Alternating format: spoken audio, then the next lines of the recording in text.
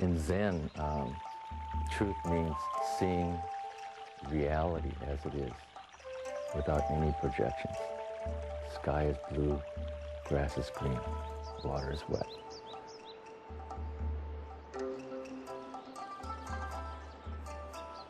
Knowing that our experience is internal means that we are less attached to the external world, which the Buddhists have never denied. They are not nihilist. They've never said that there's nothing out there. This conditioned thinking mind is composed of greed, anger, and ignorance. So therefore, when you see the world, perceive the world in this way, there's always a separation from the subject and the object. The word Buddhism comes from Bud, means to be awake. So actually we would usually say Buddha Dharma, awaken to the truth.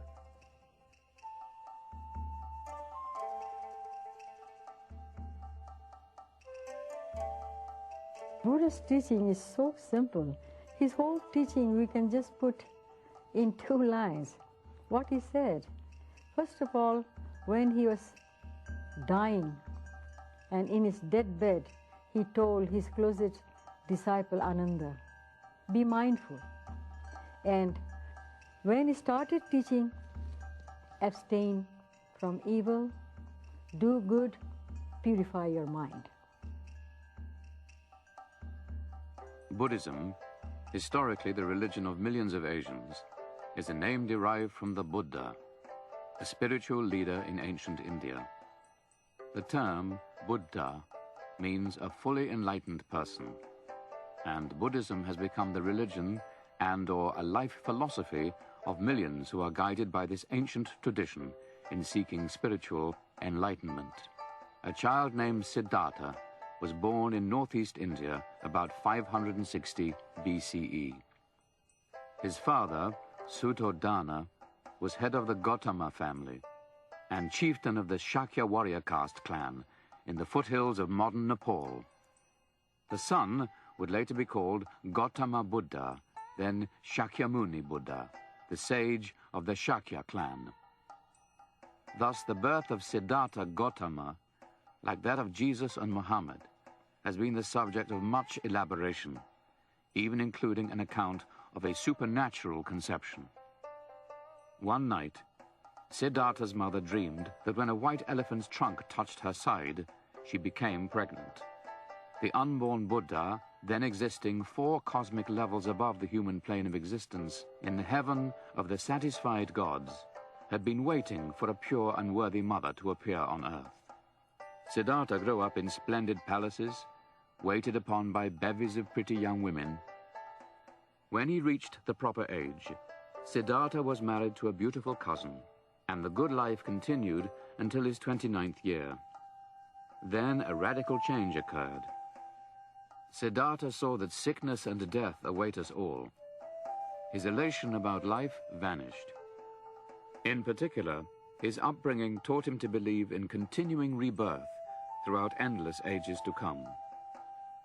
In this context, the prospect of eternally repetitive sickness and dying became horrendous. Some Pali sources even involve the ancient Indian gods in a more dynamic account of Siddhartha's quest. Here the gods determine that the young Siddhartha must be freed from the cozy cocoon of a prince's life. Siddhartha returned to his palace in an agitated state of mind. His father immediately set up guards all around the palaces and added further luxuries. But the gods were not to be denied. They again approached Siddhartha, disguised as a sick man, then as a corpse, and finally as an ascetic who had found peace within mortal suffering. The die was cast. Siddhartha now decided to become an ascetic. He returned to his palace, at peace within himself, only to learn that his son had been born. Thus Siddhartha had become bonded to the ordinary life of man. But he refused to be bound to the ordinary world any longer. With the connivance of the gods, he silently bid goodbye to his sleeping wife and son, fled the palace, and became an ascetic. he became a disciple of two noted ascetic masters. Under their tutelage, he achieved the so-called trance of nothingness. Then he reached a trance that's called neither perception nor non-perception. For 6 years, Siddhartha practiced severe austerity and extreme mortification. Some observers reported that the gaunt and debilitated ascetic was dead. Later images by Buddhist artists make the ascetic Siddhartha look like a skin-covered skeleton. You have to be very, very fortunate enough, and your practice should be so high that a day will come, you'll be fortunate enough to meet a Buddha like our Gautama Buddha. When he was practicing as a Sumedho, the ascetic, at that time he met Dipankara Buddha, who gave him all the blessings and all the boon that, oh my son, you will be a Buddha one day like me. While holding his breath as a technique to control his body, Gautama felt as though a strap were being twisted ever more tightly around his head. But to his surprise, this was the important clue. Clear mindfulness, not the pain of ascetic practice, is the key to spiritual understanding. It is a difficult thing to determine exactly how we should look at Buddhism. Some people see it as a philosophy, and there are certainly philosophical texts. But in many ways, when one reads the texts of Buddhism, we see that it is a psychology. It is almost a physiology. It talks about how we perceive the world. So that in some sense, some people would ask the question of whether or not Buddhism is, in our ordinary sense, a religion. I think the answer must certainly be that it is. It has all the attributes of religious practice. It does have the monasteries, the altars, the holy people, those people who are set aside to practice particular rituals and rites. Gautama made a key decision that would give Buddha way. To sustain his bodily strength, he took a small amount of food from the lay people who always hover around ascetics in India. Yet to avoid sensual desire, he continued to resist attachment to flavors or tastes. Here then are the beginnings of the Buddhist meditative pattern for those who wish to reach nirvana, an ultimate state of freedom from the unending and wearisome cycle of lives called samsara. According to the Buddha, Siddhartha now found himself emotionally indifferent to either joy or aversion.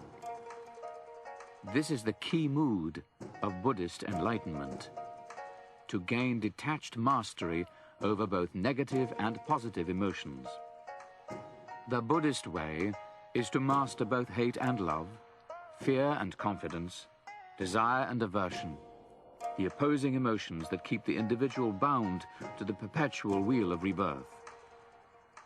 It is a sharp, clear awareness of the thoughts, impulses and emotions that arise within one's own self. An enlightened one can judge situations without self-interest. He or she is unswayed by self-regarding emotions, observing clearly and dispassionately. The big question for every ascetic is always whether or not to become a spokesperson in terms of a teacher of others. Is it possible to teach someone something which they themselves have not experienced? Can I ever explain to somebody what a strawberry tastes like if they've never tasted a strawberry? So that many ascetics simply do not teach because it's so difficult.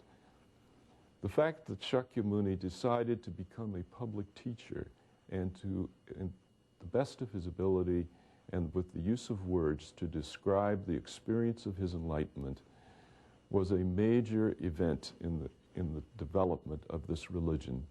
Had he not given his first sermon, had he not made this a public event, then of course Buddhism would not have become a world religion. But he made this decision, he put it into words, and it is his remembered words which formed the core of the first scripture for the Buddhist. According to tradition, the Buddha then delivered the Deer Park sermon at a place near modern Sarnath in India. Gautama Buddha began his sermon by discussing the noble truth of pain, which is a deep, pervasive awareness that human existence is temporary and full of ills. Perhaps the most famous part of the Buddhist doctrine of the so-called Four Noble Truths. And the first truth is said to be usually suffering. A lot of people wonder what this means, because it seems, therefore, that Buddhism would be a very pessimistic religion. Some people suggested that perhaps we should call this that life is unsatisfactory. That is, whatever it is that I do, ultimately it becomes unsatisfactory. So I can say if I'm tired and I sit down, then I can say sitting is wonderful. It's not suffering. But if I sit on an airplane from London to Chicago, I'm going to say sitting is not satisfactory. So the Buddhists say whatever we do always turns out to be unsatisfactory, and our suffering comes because we find that life is unsatisfactory and we long for it to be otherwise.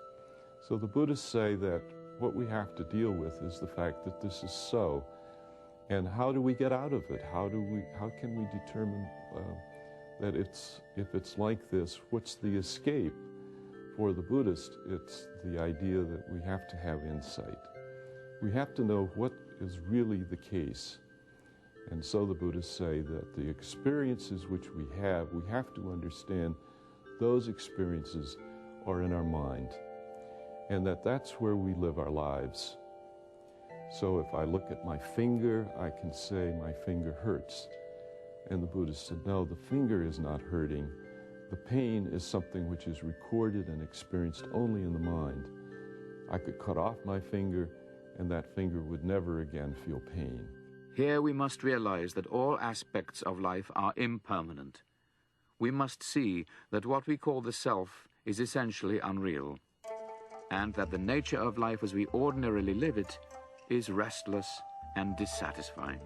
Buddha's first realization was life is suffering. And actually, when I even heard it myself, it sounds so negative.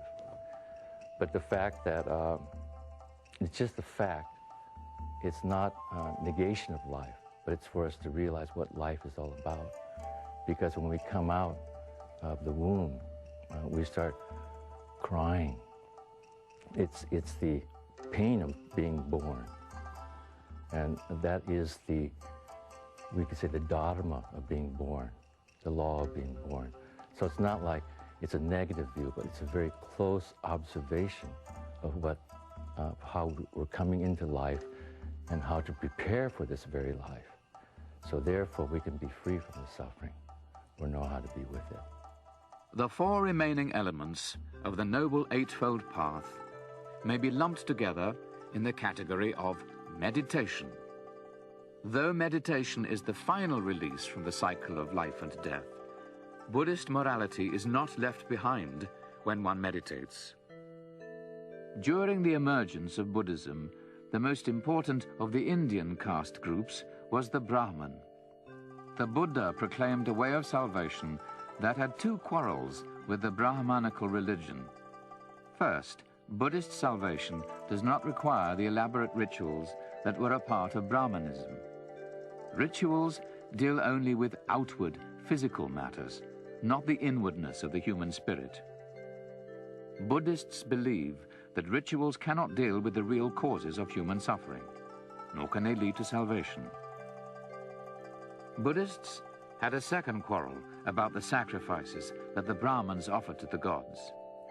These sacrifices called for the violent taking of animal life, and Buddhism teaches that human beings may slip into animal existences as a result of their evil deeds. This greed, anger, and ignorance is the key, and that actually pervades all human beings until it's being worked on. The small mind the conditioned mind contains the greed, anger, and ignorance. And this is what has to be seen through. And when this is seen through, then you realize your harmony with your fellow man. And also objects, inanimate and animate objects, that you and them are the same. So you wouldn't want to kill anybody because you'd be killing yourself as well. This is the study and practice through meditation that you begin realizing this very important aspect, because we're very good at the other stuff. In fact, the whole society and cultures are like a conspiracy against the spirit. And my feeling is that as we're approaching 2000, just the number 2000, people know that something is missing. The 5 precepts of Buddhism can be understood as a parallel to the 10 Commandments. They might be translated as follows. Don't take any human or animal life. Don't take what is not one's own. Refrain from slander and untruth. Don't engage in illicit sexual conduct. Abstain from intoxicating or mind-muddling. Constantly emphasizes that one's fate is the result of one's past deeds. If one suffers from physical ugliness, deformity, disease, or any ill fortune, it is due to one's own past action. Everything, karma is basically action, and it's about cause and effect. Everything has a cause and everything has an effect. And so in meditation practice, we try to free ourselves from this cause and effect, to make a loophole in it by seeing through it. So people talk about if you Buddhism or the Buddha Dharma is different than becoming a good person, because when you want to become a good person, when you want to do good, you become a purpose. You have a purpose of being good, of what you think is good. So we even have to transcend that. So studying Zen is not becoming a good person, but becoming a human being. And when you become a human being, then you're naturally, you realize your basic goodness. Even ourselves are basic goodness, and then you realize the basic goodness of others. That's goodness. So it's not becoming, doing good things for people, but it's becoming selflessness and serving people is one of the greatest rewards. Yet existence as a human being is a great privilege, because only a human can produce karmic merit. A person should eagerly seize his or her priceless opportunities for producing good karma, for again only a human can ascend to nirvana.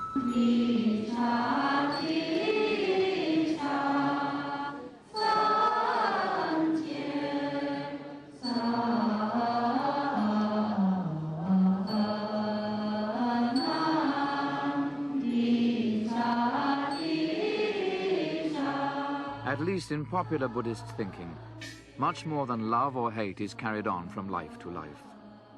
Personal characteristics and subconscious memories also are transmitted. Genius may suddenly crop up in a family that seems ordinary. A loving married couple may meet again in a new life.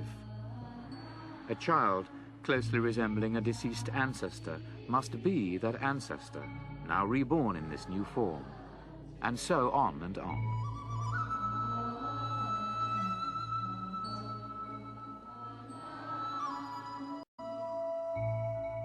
Buddhists cherish what they call the 4 great Illimitables. These are 4 qualities of which there can never be enough. They are loving kindness, compassion, joy in the joy of others, and equanimity. A good Buddhist thus gains a spiritual maturity that calmly and impartially loves and cares for others. Buddhist meditation clearly aims at reducing the emotional fever of life. It produces a clear, calm-mindedness that sees things as they truly are, without the distortions of self-concern, hopes and fears, loves and hatreds. Meditation frees the meditator from the distortions that so often determine what we think, feel, and do. The Deer Park sermon was the beginning of the Buddha's 45-year career as an itinerant spiritual teacher. He traveled about northeastern India as a mendicant teacher-monk, followed by a band of disciples. The most notable of Buddha's disciples was Ananda, his constant companion and personal attendant. Ananda formally admitted others into the Buddha's presence, and he became the official rememberer of many of the Buddha's discourses. All this kept Ananda so busy that he had no time to achieve his own enlightenment. The Buddha's life eventually ended when he ate poisonous food that was offered accidentally by a smith named Chanda. Buddhist legend says that the wise Buddha knew the food was bad, but he was not willing to refuse food offered to him, and then ordered the remainder to be destroyed. The Buddha lay down on his right side in the so-called lion posture. He instructed the monks to let his lay disciples make all decisions about disposing of his ashes. These ashes were to become prized possessions. The Buddha said Chanda should not be blamed for the accident. His good intentions would produce good merit for his next rebirth. Besides, it was time for the Buddha to leave the world of men. But he did that so that he will be able to eradicate suffering from the human beings. That was his whole intention. His whole teaching was anti-metaphysical. He was not at all trying to do any kind of intellectual teaching. He said, "Oh, bhikkhu, if you really love me, then do the practice, not the theories. An ounce of practice is much more." Was born into a Brahmanical religious tradition which says each of us is perpetually reborn in a way that's governed by our karmic deeds. He cast aside the dependence upon priestly ritual and sacrifice, and he said that the aid of the gods is futile because the gods also need release from the cycles of rebirth. The key to nirvana is within oneself, and Buddhism has repeatedly emphasized this core belief during its long and diverse development.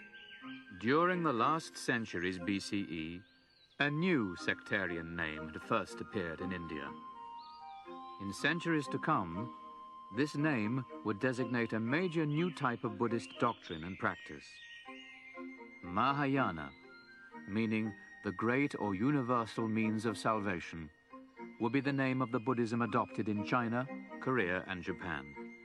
Mahayana Buddhists began to produce new scriptures. They used the Pali scriptures in much the same way as Christians used the Hebrew scriptures. Mahayana Buddhists believed that the Theravada scriptures had set forth many of the real truths of Buddhism. Buddhas come to earth to save men from their passions, from their appetites, from the ills of samsara. Mahayana scriptures continue to refer to the earthly life of Gautama Buddha. For many people in East Asia, this selection came to be the Lotus, so-called Lotus Sutra. It was this text that has so dominated Japanese Buddhist life, has been extremely important for both Korea and China. The major doctrine behind it is that the Buddhist tradition and the work which the Buddha has done is something which is available to all individuals. So there's a kind of universal salvation doctrine in the Lotus Sutra, which has had enormous appeal through the centuries. The lotus flower is a type of water lily, and it is a widespread and popular Buddhist symbol. The lotus grows up out of the slime and muck in the bottom of a pond, and it blossoms into a very beautiful flower on the water's surface. The lotus is the perfect symbol of a life of purity lived in the midst of a probably during the 3rd or 4th century CE, was translated into Chinese during the 4th and 5th centuries. The Lotus Sutra became the most influential scripture of Mahayana, and it is full of themes that are central to Mahayana beliefs. The main thrust of Mahayana Buddhism was to expand and reinterpret the old Buddhist doctrines, beliefs, and practices. Now was the goal. Desire to progress spiritually. And if you really want to elevate your higher grades of consciousness, then you need to do something. You need to discipline your life, purify your mind. Something like if you want to grow a vegetable or flower, you need to cultivate a piece of land. So in the same way, if you want to practice the dharma, you have to cultivate your mind. The Mahayana Bodhisattva is willing to remain in samsara, to be born again and again endlessly, always striving for the welfare of his fellow beings, until these beings too attain release. The Bodhisattva, Bodhi means enlightened, Sattva means being, enlightened being. And her or his vow was to not enter nirvana until everyone was enlightened. So now this is very important, because we're always doing things for ourselves.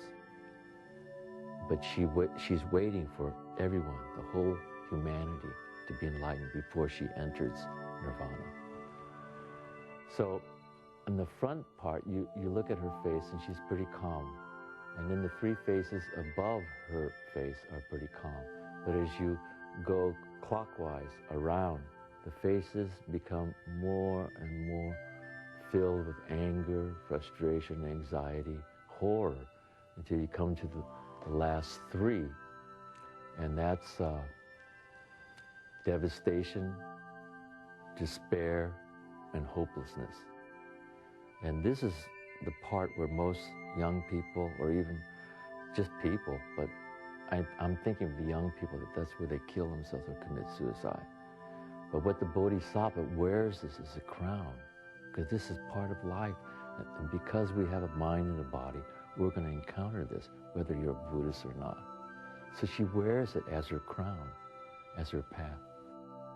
Though monks and monasteries were still needed, a layperson no longer had to hope to be reborn as a monk.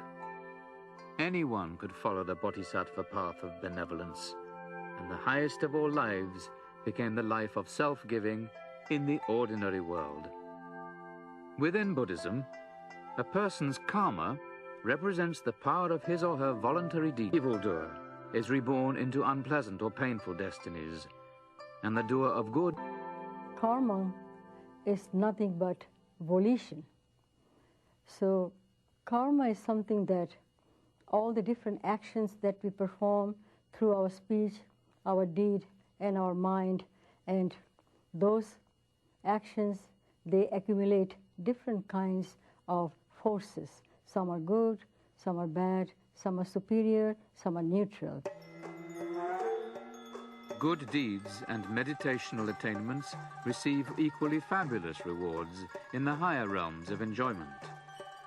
Life in the very highest level of all, that of neither perception nor non-perception, lasts for 84,000 ages, or kalpas. Even though such a long existence may seem to last forever, it does come to an end at last. 100 years in the heavens of enjoyment seems to last no longer than a human day. So the years slip by rapidly until the enjoyer of bliss, a deva or god, is reborn in human form. This happens when one exhausts the store of merit produced by good deeds as a human being, just as purgatorial sufferings end when one exhausts the evil karma that produced them. Good deeds and meditational attainments receive equally fabulous rewards in the higher realms of enjoyment. Life in the very highest level of all, that of neither perception nor non-perception, lasts for 84,000 ages, or kalpas.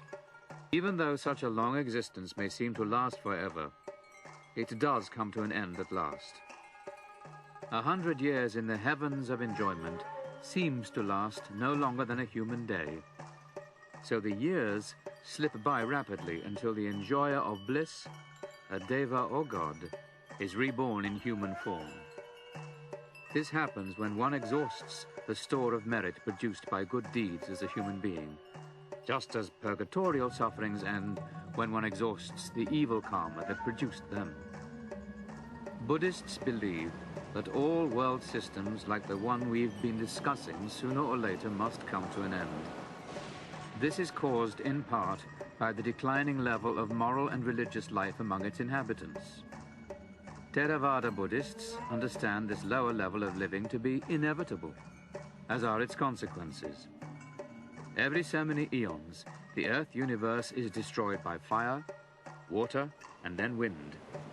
Indeed, all of the physical world disappears, as well as 20 of the 31 planes of existence, including that of the completely lustrous gods, unless residents of these planes have already assigned their current levels of existence.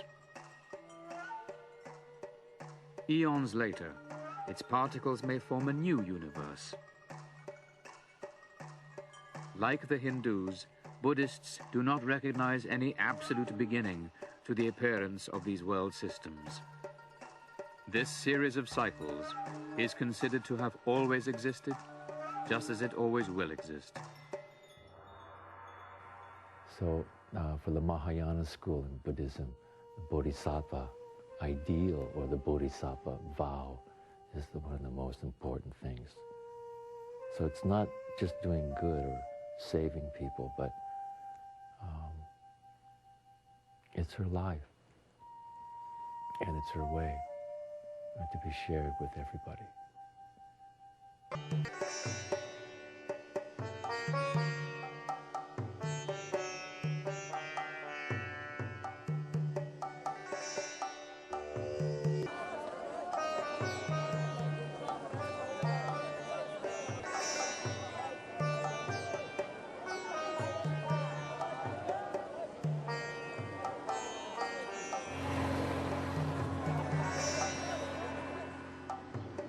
In Mongolia and Tibet, the word that means high priest is lama.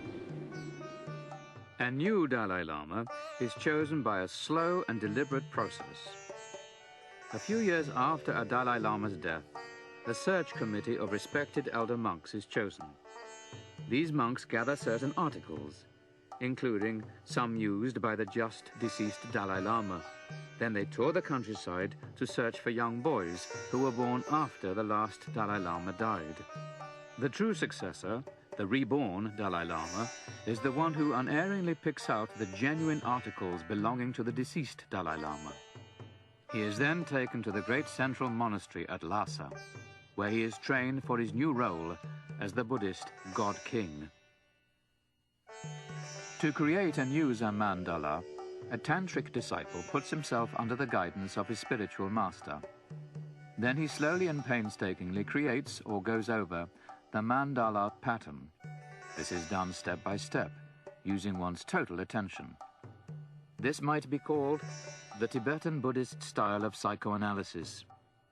To Buddhists, it is in keeping with the Buddhist message that within ourselves, each of us finds salvation from the restless suffering, the impermanence, and the emptiness of human existence. Tibetan Buddhism, mantras are ritual chants, and they had earlier been used in connection with Brahmanical sacrificial rituals. Mantras were viewed as power-filled words to help one achieve various results. And Tibetan Buddhism easily adapted them to its own non-sacrificial use. One prominent mantra is a famous 6-syllable phrase, chanted ritually over and over.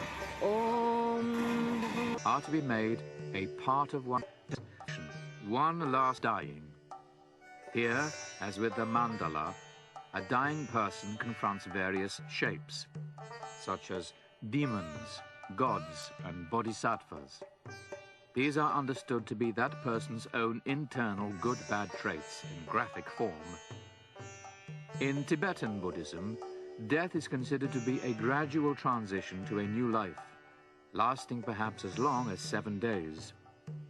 A spiritual attendant repeats directions and encouragements in the ear of the individual who is dying.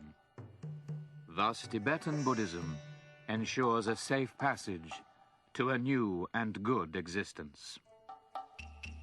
Buddhism originally had entered Japan in the mid-6th century from Korea, where it had been active since the late 4th century. a Buddha image was given to the Japanese emperor, along with some monk priests who could give ritual performances. From this small beginning, Buddhism became a major religious and cultural force in Japan for about 1,000 years. So by incorporating all of these local deities, all of the local spirits, they were able to incorporate the people of that place into the Buddhist tradition. By accepting and by being extremely tolerant of local religious traditions, it's one of the reasons I think that Buddhism has never been involved in religious warfare. They do not require people to give up their local spirit in order to become a Buddhist. One of the new, uniquely Japanese sects was called Shingon, which means true word. Shingon was established in the early 9th century at a great temple center on Mount Koya, some 50 miles from Kyoto in the southern half of Japan's main island of Honshu. Shingon, or true word, is not a scripture so much as it is a group of mantras from 2 Indian scriptures. The proper use and meaning of these mantras are revealed only to Shingon initiates, so Shingon is called esoteric or secret teaching Buddhism. An esoteric Buddhist sect had once been located on these mountains at the time of Saicho, founder of Tendai Buddhism. Saicho, a devout 8th, 9th century Japanese monk from Nara, was seeking to escape the influence of Japan's nearby royal court when he moved far away to Japan's Mount Hiei, overlooking the modern city of Kyoto. But in 794, Japan's royal court moved to Kyoto, and Saicho was no longer isolated. Indeed, Saicho became a person of consequence at the court, and he was allowed to go to study at the Tiantai headquarters in China for some 8 months. The Japanese monk Honen founded what's known as Jodo, or Pure Land Buddhism. Japan's Pure Land Buddhism gets its name because its followers believe in the existence of many Buddha lands, which are created by the vows, merits, and virtues of various Buddhas. Their special Buddha land is called the Western Paradise, or Pure Land. The splendors of this Pure Land, sometimes portrayed by artists and visualized by meditators, are unbelievably grand. In the Pure Land, there will be no more The 13th century monk Nichiren was the latest of the great Buddhist reformers. For Nichiren, the Lotus Sutra was not only the supreme scripture, it was the only true scripture. Nichiren believed himself to have been a leading disciple of the Gautama Buddha in a prior life. And now he saw himself as the one true interpreter of Buddhist enlightenment. Though he was popular with the common people, Nichiren considered them unable to understand the mysteries of the Lotus Sutra, so he proposed a radically simplified version for their use. Nichiren predicted foreign invasions, and he saw his prophecies fulfilled when the Mongols attacked Japan in 1274. When Nichiren proclaimed that certain recently deceased government notables were in the Buddhist hells, he was exiled for a time, and he spent his last years in seclusion. You know, Zen is very popular in the sense that you could say the reason it's very simple and very direct and very methodic. A popularity does say something, but at the same time, when people begin practicing it, they begin encountering themselves. And most people didn't expect that, so that's when they leave, but actually that's when they should stay. Zen Buddhism has become one of the most familiar forms of Buddhism in Western countries.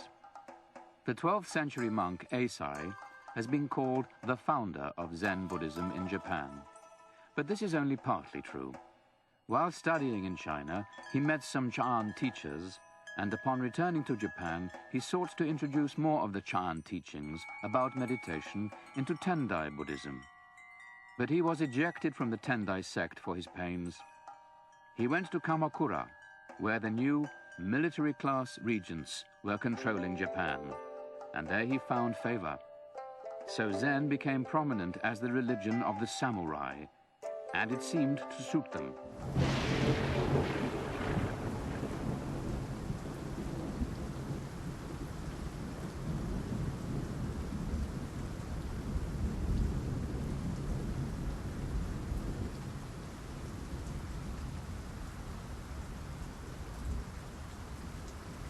Empty has kind of a negative connotation again, and it's very misunderstood, but there's a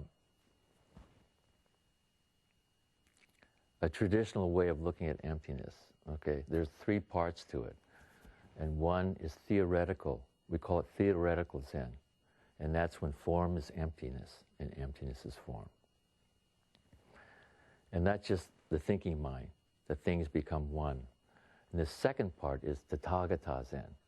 And here is where there's no emptiness and no form. That's the second part. And basically, nothing can be said at this point. No words can describe it.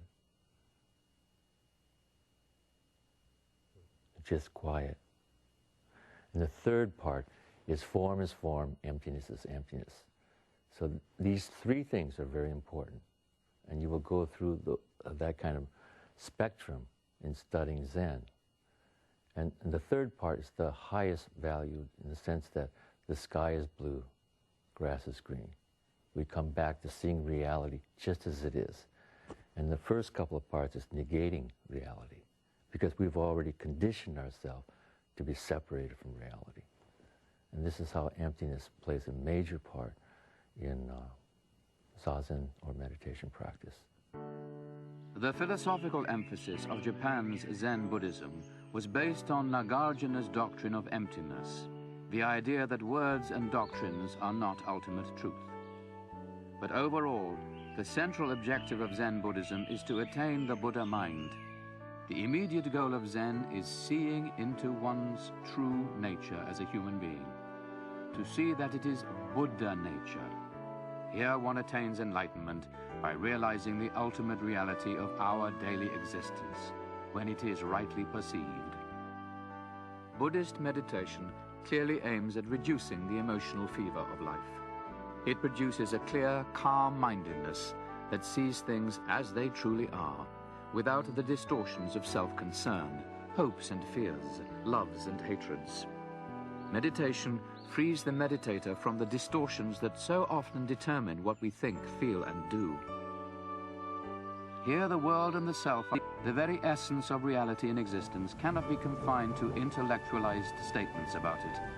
Life's vital force is to be enlightenment, free and spontaneous in all its actions, and awareness fully is a truly Buddhist action.